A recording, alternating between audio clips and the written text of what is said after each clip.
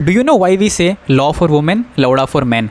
This case is the reason. I'm talking about Shilpa Shinde case, जो कि मतलब अभी हाल ही में बहुत चर्चे में आया है. तो उसमें उन्होंने ये एक्सेप्ट किया था एक पॉडकास्ट में आके, जो कि आई थिंक भारती के साथ जो द कॉमेडियन है ना, द गोट, उनके साथ वो एक पॉडकास्ट हुआ था in which she came and then she accepted कि उन्होंने एक फॉल्स सेक्सुअल हरासमेंट का केस किया था अपने प्रोड्यूसर पे, ताकि उनसे वो पैसे ले सके. ठीक है, मतलब actually this she is an actress जो कि काम करती है अभी फ़िलहाल, और करती थी बट इन्होंने छोड़ दिया था आज से 8-10 साल पहले भाभी जी घर पे शो पे. I think it's a very popular show and I think you might have heard about it. ठीक है, तो हुआ ये था कि आज से 10 साल पहले अराउंड प्रोड्यूसर साहब इनके पैसे नहीं दे रहे थे, तो इन्होंने सेक्सुअल हरासमेंट का केस कर दिया था उन पे, जो कि फॉल्स था. और अब जाके इन्होंने एक्सेप्ट किया कि हाँ भाई वो मतलब ऐसी फॉल्स था पैसे निकलवाने के लिए. सो आई जस्ट हैव 2 कंसर्न्स. पहला कि भाई उन फीमेल्स का क्या जो रियली में मतलब ये चीज़ों को फेस करती हैं सेक्सुअल हरासमेंट का, तो उन पर मतलब लोग मानना कम कर देंगे कि नहीं भाई इनका तो क्या है, इनका तो चलते रहता है, मतलब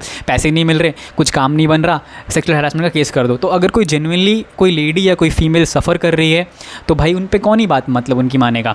सेकंड फॉर द मेल्स का क्या है भाई, अगर तुम्हारी बात नहीं मान रहे तो केस ही कर दो. कोई ज़रूरी थोड़ी ना था भाई कि आप सेक्सुअल केस ही करो उन पे हरासमेंट का. आप उन पे लीगली केस करते कि मतलब हाँ ये मेरे पैसे नहीं दे रहे हैं, तो उससे भी चीज़ें बन सकती थी ना, है ना. तो it's like this is the reason why we say you know the first statement which I have mentioned. So I don't think so कि it's right thing. But again guys जो शिल्पा शिंदे हैं ये मतलब वापस अभी काम कर रही हैं भाभी जी घर पे. मतलब इन्होंने छोड़ दिया था 10 साल का, इन्होंने ब्रेक लिया, फिर कोई और आई थी, again she is working. And I want to know your opinions on this case. Thank you for watching. जय हिंद, जय Bharat, love you all, bye bye, take care.